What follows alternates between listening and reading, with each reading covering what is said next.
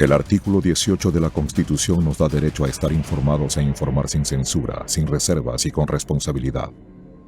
La investigación periodística nos permite encontrar evidencias para sacar a la luz verdades ocultas. Nuestra misión es presentar esas evidencias porque las evidencias nunca mienten. Amigos televidentes, tengan ustedes muy buenas noches. Buenas noches, esto es Artículo 18, donde solo cuentan las evidencias. Después de las protestas de octubre, el gobierno del presidente Lenín Moreno dio marcha atrás y abrió una etapa de diálogo que aún continúa.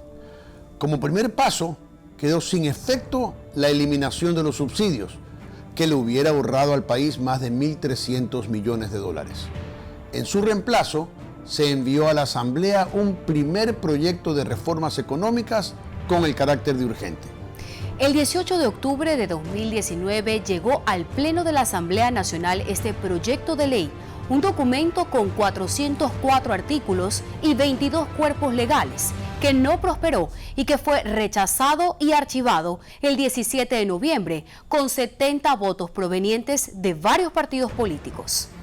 Un duro golpe para el gobierno, que estimaba recaudar con este proyecto al menos 730 millones de dólares para el 2020 y tratar de hacer frente a un déficit fiscal que no es otra cosa que tener menos ingresos que egresos, por lo que no le alcanza para cubrir sus gastos.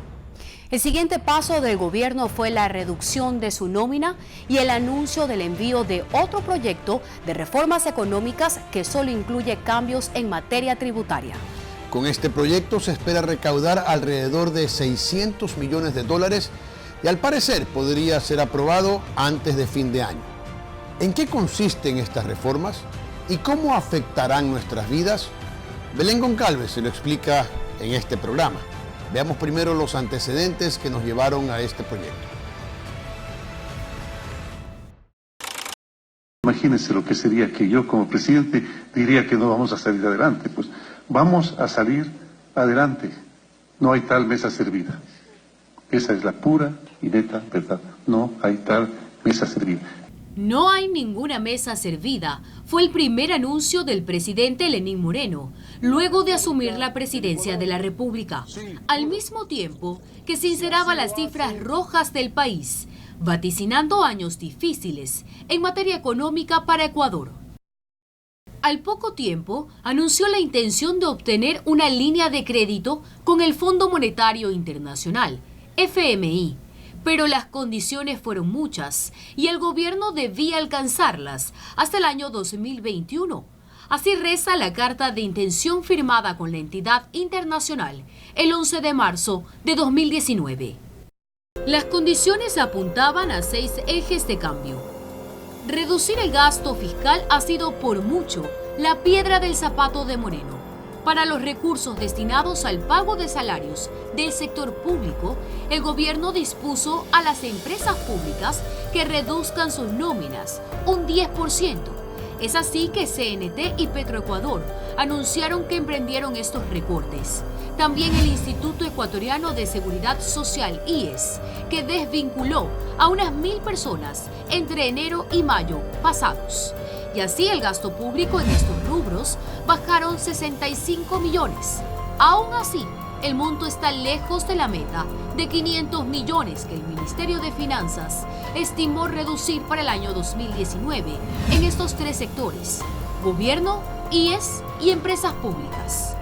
El 1 de octubre, el Gobierno Nacional anunció un paquete de medidas económicas y laborales, todas vinculadas al objetivo de cumplir lo establecido con el FMI. La medida que más impacto y conmoción social causó fue la eliminación de los subsidios a la gasolina extra y al diésel, otorgado por el Estado desde 1974. Y aunque algunos gobiernos han intentado eliminarlo, no lo han conseguido. Y Moreno corrió con la misma suerte. Las calles convulsionaron y durante 11 días, además de los daños a bienes públicos producto de las protestas, las pérdidas humanas y el alto costo político, el gobierno que intentaba ahorrar 1.300 millones de dólares anuales destinados a estos combustibles, solo consiguió pérdidas por 3.000 millones en productos perecibles que no llegaron a su destino, exportaciones que no salieron del país, materia prima que no llegó a tiempo, negocios que no abrieron y ventas que no se concretaron, poniendo en jaque a los sectores petrolero, industrial y exportador. Con el panorama a cuestas, el gobierno intentó otra salida, con la elaboración del proyecto de ley orgánica para la transparencia fiscal, optimización del gasto tributario, fomento a la creación de empleo, afianzamiento de los sistemas monetario y financiero y manejo responsable de las finanzas públicas, al que coloquialmente se denominó de crecimiento económico. Con 404 artículos y 22 cuerpos legales, más 30 reformas tributarias y laborales. El 18 de octubre de 2019, con carácter urgente, llegó al Pleno de la Asamblea Nacional el articulado, y tras el análisis de la Comisión del Régimen Económico, el 17 de noviembre, cuando entró en segundo debate, fue archivado con 70 votos a favor, 32 en contra y 31 abstenciones.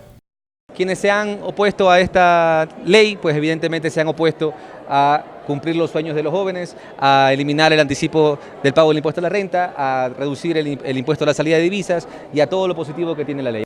La brecha de votos en contra fue mínima, pero suficiente para rechazar las reformas, que para algunos tenían un tinte neoliberal y para otros era la salida y la respuesta para los problemas económicos del país.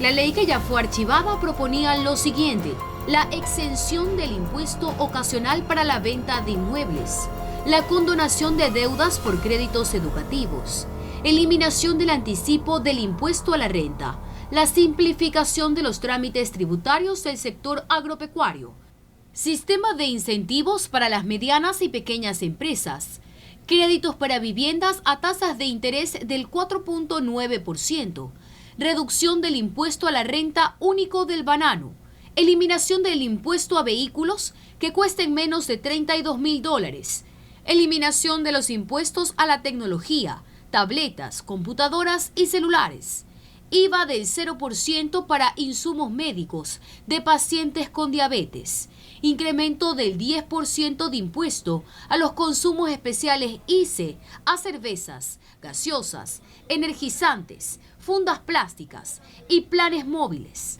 También proponía el 50% de ICE para cigarrillos electrónicos.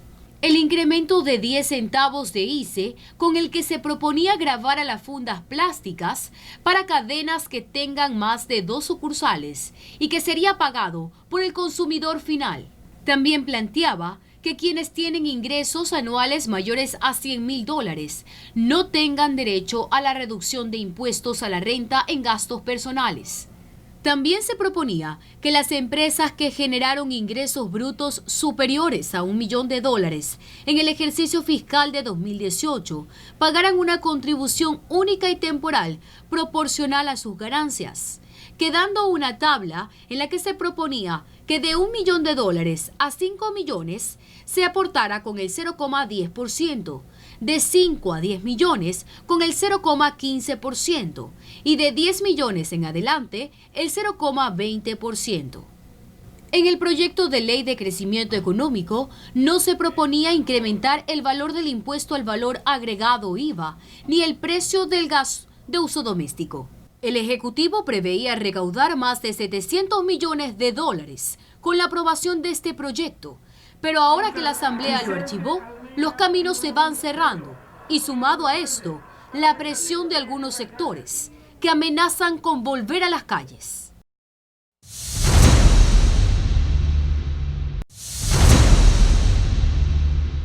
Continuamos en artículo 18. El rechazo al primer proyecto enviado por el gobierno fue un duro golpe a los intentos de las autoridades de obtener recursos y reducir el déficit fiscal. Pero el presidente Moreno envió un segundo proyecto que enmarca solo reformas tributarias en reemplazo del proyecto anterior que se llamaba de crecimiento económico. La iniciativa del Ejecutivo se resume en un texto de 37 páginas con 50 artículos y 16 disposiciones, con las que, de aprobarse, se recaudarían alrededor de $600 millones.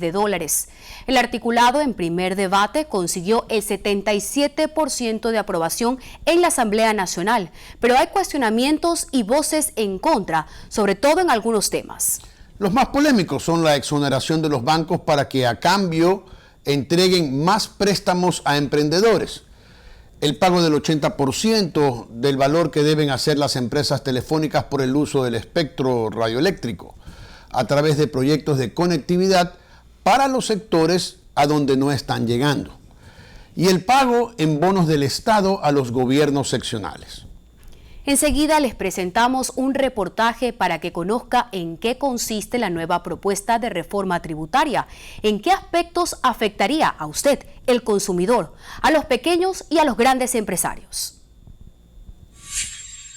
Luego del inminente rechazo del proyecto de ley de crecimiento económico, el segundo intento del Ejecutivo es la propuesta de ley de simplicidad y progresividad tributaria, que empezó a ser discutida por la Comisión del Régimen Económico de la Asamblea Nacional a partir del lunes 25 de noviembre.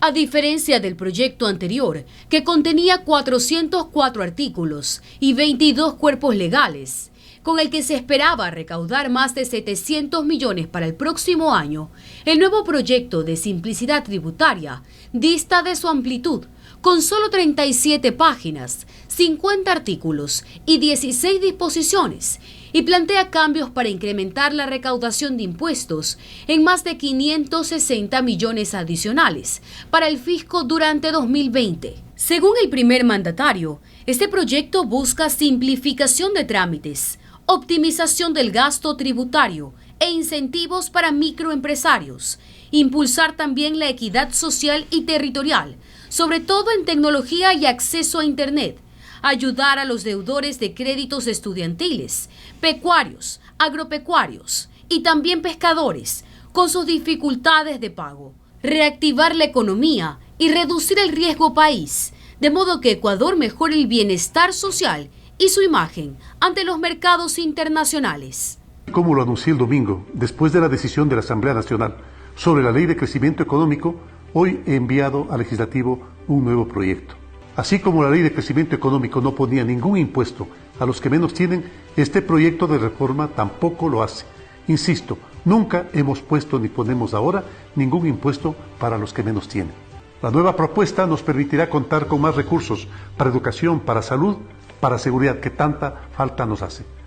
Señores asambleístas, dejemos de lado ideologías, partidos o banderas. Actuemos exclusivamente en función del bienestar de nuestras hermanas y hermanos ecuatorianos.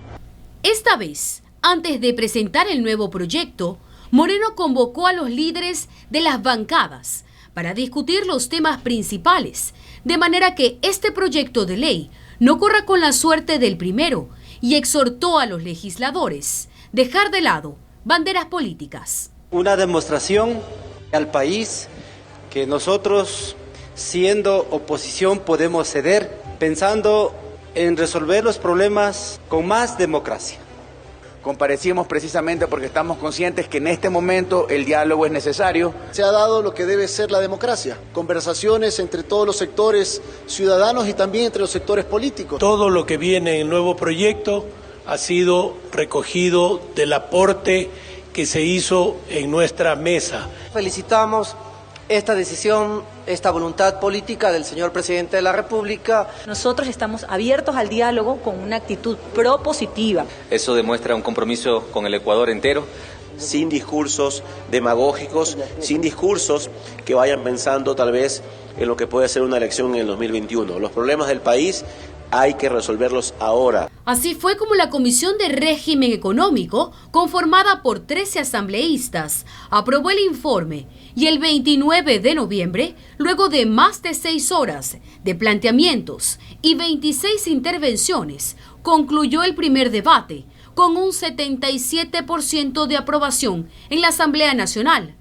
Pero existen cuestionamientos y voces en contra. Creo que esto nos va a permitir, en definitiva, enfocar nuestro trabajo para el segundo informe precisamente en esos aspectos en los que aún no hay acuerdo, en los que tenemos posturas diferentes y buscaremos, por lo tanto, construir un texto alternativo una redacción diferente que garantice que todas nuestras preocupaciones quedan subsanadas en el debate aquí en la Asamblea Nacional. El pago del IVA a gobiernos autónomos descentralizados a través del sistema de bonos, las nuevas reglas para el mercado de telefonía celular y la exoneración de los bancos a cambio de más créditos para emprendedores son algunos de los temas que no encuentran consenso. La bancada social cristiana, por ejemplo, está de acuerdo con las medidas de sacrificio fiscal, como la condonación de intereses de las deudas adquiridas por estudiantes, pequeños productores agrícolas, pecuarios y pescadores, e incentivos para microempresarios, pero se mostró contraria a todo el segmento tributario que contiene la ley y se ratificó en que no votará a favor de este tipo de medidas. Lo lamentable, Stalin, es que la ley era un solo cuerpo, se votó en una sola votación. Lo positivo de la ley y lo malo de la ley. ¿Qué era lo malo de la ley? Siempre, cuando subes impuestos a cualquier sector productivo, cuando le pones más cargas económicas a cualquier sector productivo, el último eslabón en la cadena es el consumidor, siempre. Pero señalaron cosas positivas. También, dentro del mismo paquete, habían cosas, por ejemplo, la eliminación del anticipo de impuesto a la renta, es una buena noticia. Tenemos la eliminación a través de la ley, a través de esta ley que se iba a aprobar y que espero que el gobierno vuelva a mandar, que los estudiantes que estaban coactivados por sus créditos les eliminen las coactivas. Esas son las cosas positivas. Nosotros siempre hemos sido propositivos, jamás sectarios.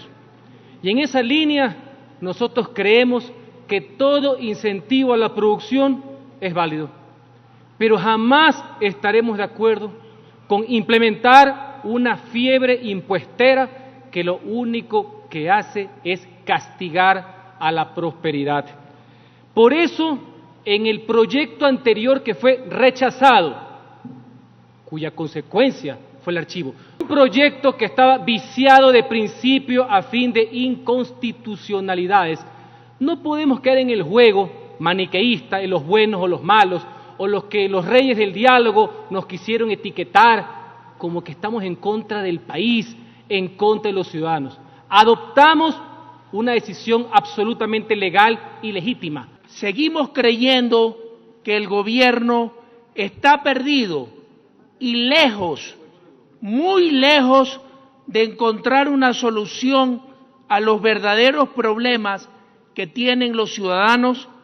Siguen pensando ellos como gobierno y no en función del pueblo ecuatoriano como beneficiario de las soluciones que deban de dar en pro del bienestar.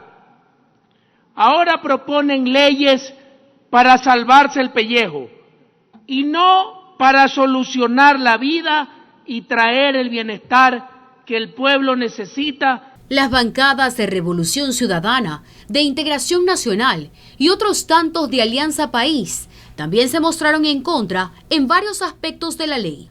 Así que uno, cuando hace el análisis, tiene que ver de quién viene, cómo viene y para quién es la ley. Y sabemos que nuevamente es una ley que lo que va a hacer es acumular más dinero con los que más tienen en contra de la gente pobre que necesita esa solidaridad de apoyo para el desarrollo del país.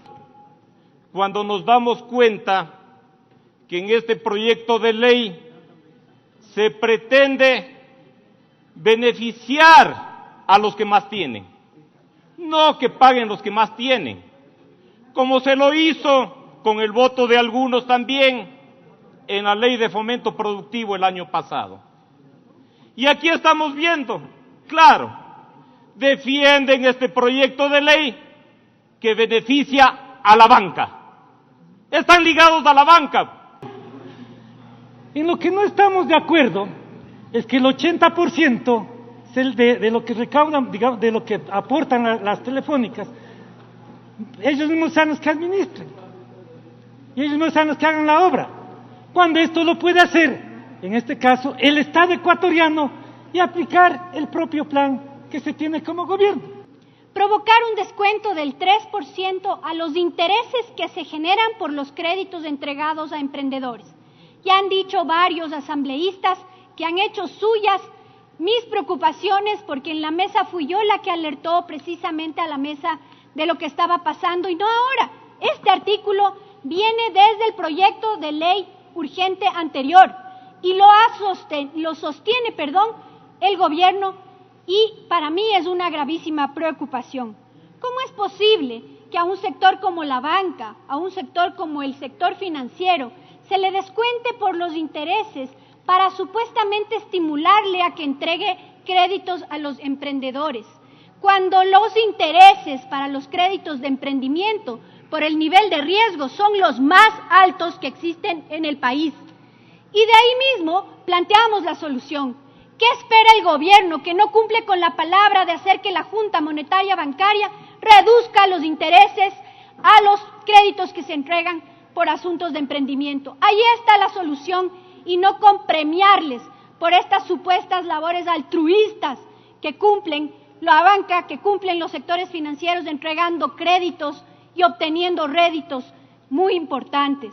Otro grupo de asambleístas, conformado por la bancada gobernista del partido Suma, de Creo, de Acción Democrática Independiente o BADI, a su vez conformada por asambleístas de 8 partidos políticos que se mostraron a favor y dispuestos a vializar la ley. Escucho hablar que la economía está mal, que la economía está en crisis.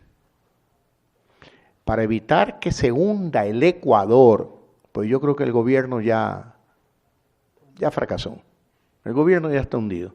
Pero lo que tenemos que evitar es nosotros hundirnos junto con el gobierno. Tenemos que salvar al Ecuador. Por el bien de los jóvenes, por el bien de los pobres y por la clase media ecuatoriana.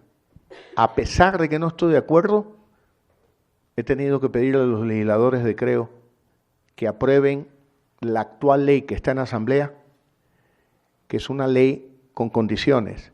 Asegurarse que no afecte a la clase media y la clase popular, los pobres, y que ese impuesto lo paguemos los que más tenemos, para evitar que lo paguen los jóvenes, evitando endeudarse. Cuando los gobiernos no quieren asumir la responsabilidad que les toca, toman deuda. ¿Quiénes van a pagar la deuda? Ustedes. Probablemente niños que recién nacen van a tener que pagar la deuda. Y esa es la encrucijada de hoy del Ecuador. Nosotros, y hablo por el movimiento Suma, queremos volver a extender la mano al Ejecutivo, como ya lo hicimos en la primera parte en el proyecto anterior. ¿Y qué pasa cuando tenemos mayores exportadores? Efectivamente tenemos más ingresos en el país, y esto, se quiera o no, se traduce efectivamente en recaudación. La crisis económica se debe a que este gobierno no planificó y no estuvo preparado para gobernar, y en eso tenemos que ser conscientes en la Asamblea y vestirnos de patriotismo y arrimar el hombro para sacar adelante esta economía alicaída, y que no es el momento de buscar culpables, sino que simplemente empujar el tren, el vagón de la prosperidad en el país. Lo que debe saber el ecuatoriano que nos escucha es que este es un proyecto de ley que, como todo, puede ser perfectible, pero que hay temas que indudablemente han sido pensados, elaborados y probablemente debatidos en el seno de la comisión con esa visión, con la visión de ver cómo incentivamos, cómo aliviamos a los ecuatorianos y a la vez también cómo garantizamos recursos para el Estado. Los principales aspectos de este proyecto son generar incentivos que faciliten la recaudación de obligaciones pendientes mediante la liberación de cargas administrativas, incentivos para pequeños empresarios, pero también para los más grandes, exportadores y banqueros del país, y la condonación de intereses a los pequeños empresarios y estudiantes.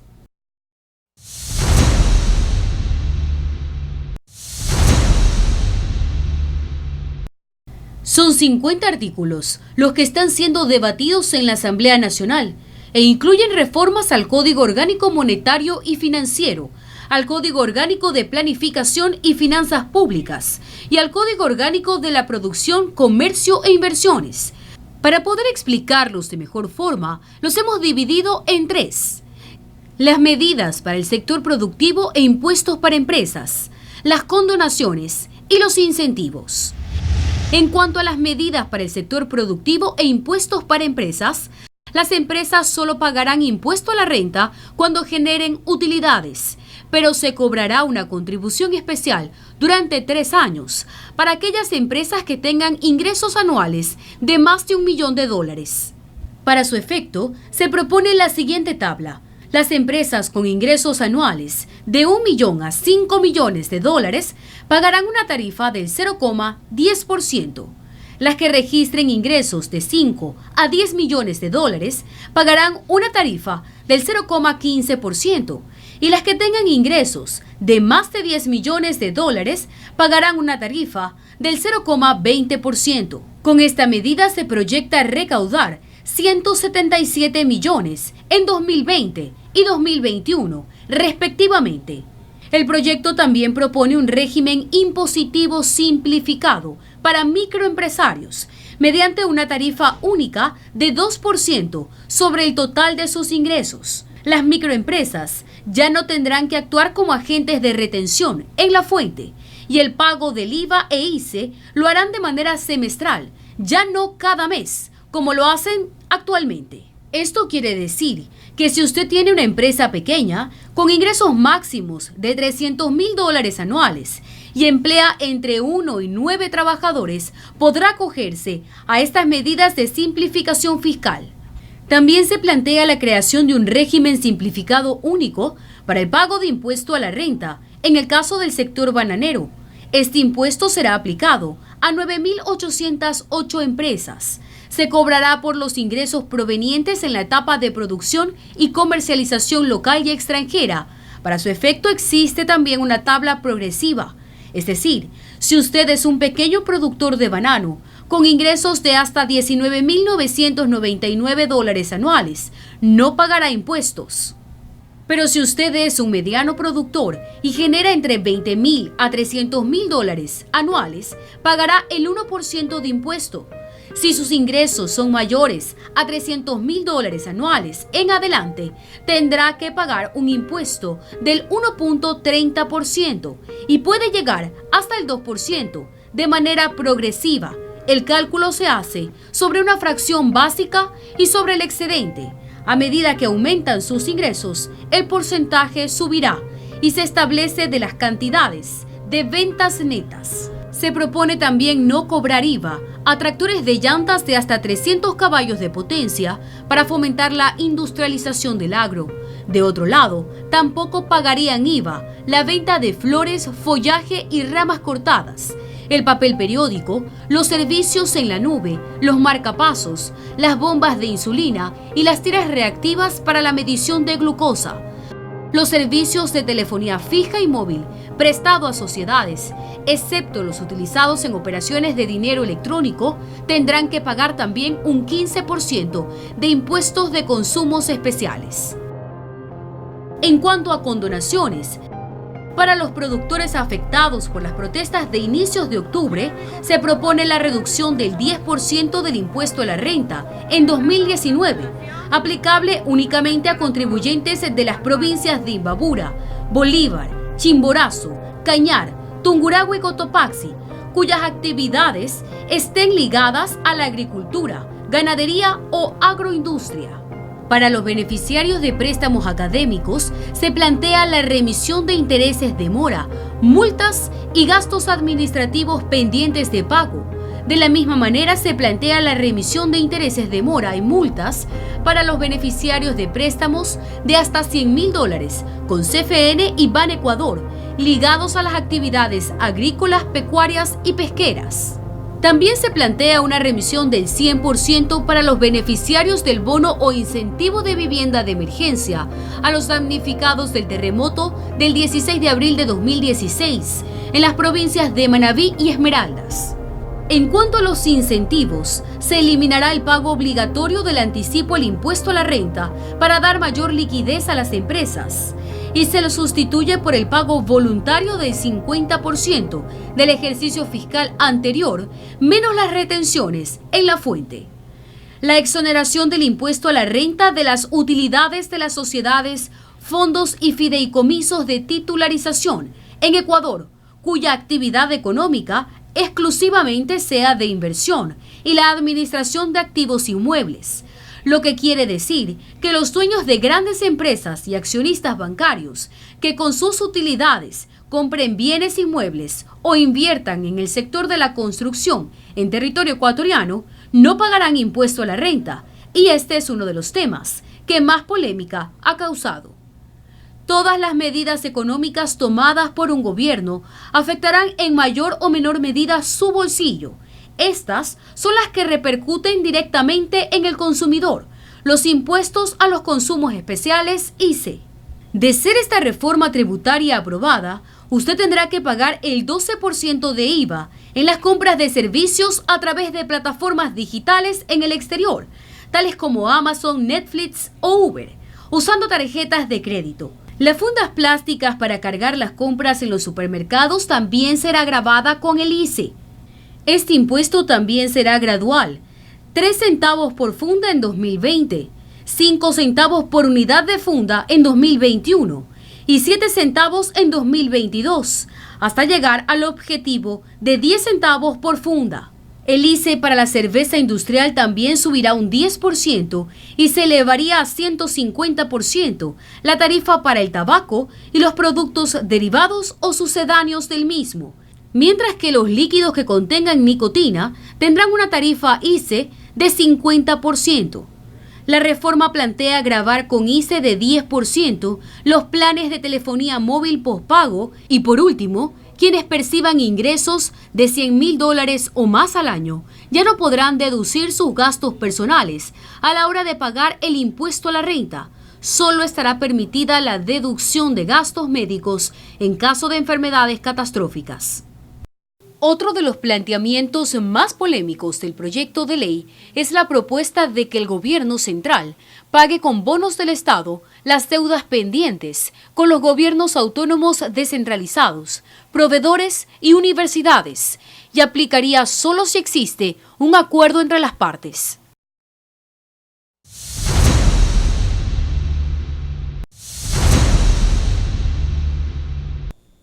El tema impuestos en todo el mundo desata polémicas y debates apasionados, algunos grupos con argumentos técnicos y otros con intereses políticos, y en medios de comunicación siempre es una noticia de primera plana. Pero, ¿qué son los impuestos y para qué sirven? Los impuestos no son otra cosa que el dinero que las empresas y nosotros, los ciudadanos, pagamos al Estado o a una entidad local o regional para financiar los servicios que el Estado debe garantizar, porque además constituyen un derecho. Hablamos de salud, seguridad y educación.